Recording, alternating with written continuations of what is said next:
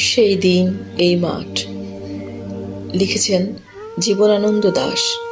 সেই দিন এই মাঠ স্তব্ধ হবে না কো জানি, এই নদী নক্ষত্রের তলে সেদিনও দেখিবে স্বপ্ন।